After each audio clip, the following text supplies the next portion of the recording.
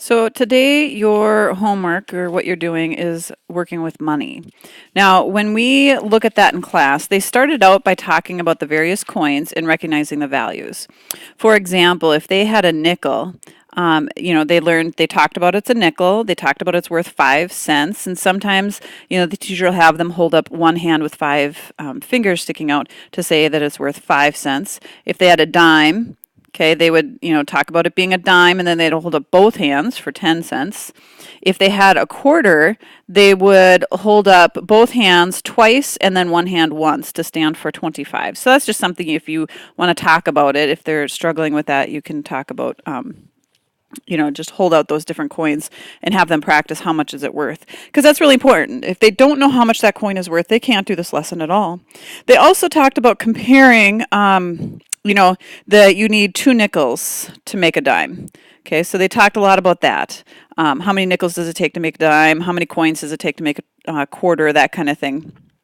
And so, that's something else to work with and just kind of compare with each other. But, that they spent quite a bit of time on that and making sure that everybody knew that before they moved on. Now, when you move on, one of the things they're going to work on is adding up the value of coins. And they're trying to stay away from this whole 10 plus 10 plus 5 plus whatever. They're trying to get it so they can just say what it is and not actually have to write it down because honestly, coins, that's what you do. You don't actually write down and add up coins. You figure it out in your head. So there's 2 methods that they talked about in class, and either one should be fine as far as your homework goes on how you find it. I don't think your homework talks about how you have to do it. It more looks like it's just saying, just do it and give us the answer. So one thing that they do is they talk about putting coins together that add up to something easy. For example, if you took a quarter and put it together with a nickel, then that adds up to 30 cents. Okay, and then if you took 2 nickels and put those together, and put those together, it adds up to 10 cents. And then if you have a dime, you have 10 cents. And so we have 30 plus 10 plus 10, and we get 50 cents. Okay, so that should be pretty simple, just putting things together so they add up to something simple.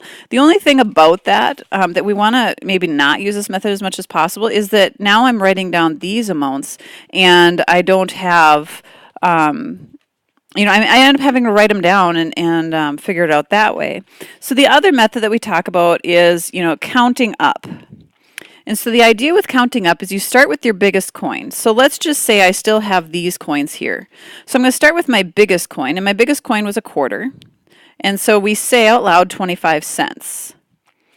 Okay, then I start adding on my next biggest coin. So my next biggest coin was the dime. And so I was at 25 cents, now I'm at 35 cents.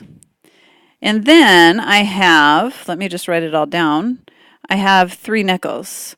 So again, if I look at counting up, I start with my biggest 25, then I go 35, and then the next ones are 5, so I'm at 35, 40, 45, 50. This all adds up to 50 cents.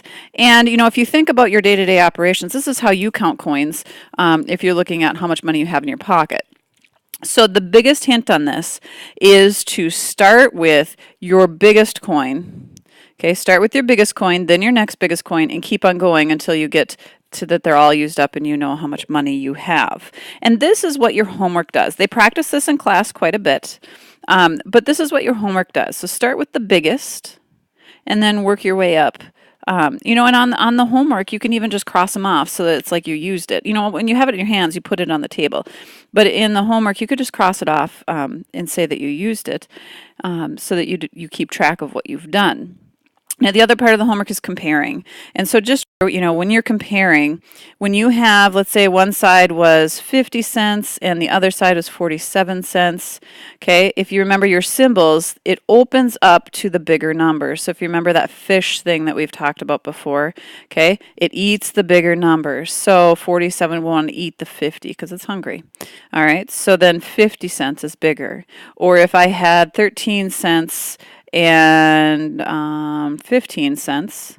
Okay, 13 cents is smaller, so it's going to be the little pointed side towards the 13, and the big side is going to be towards the 15 because 15 cents is bigger.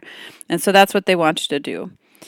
Okay, and then as far as solving each problem below the word problems, it might be a good idea to have them draw out the coin. And if it says that they have a nickel, have them do a circle with 5 cents written on it. There's nothing wrong with them actually doing that and then going ahead and counting on using the counting on method.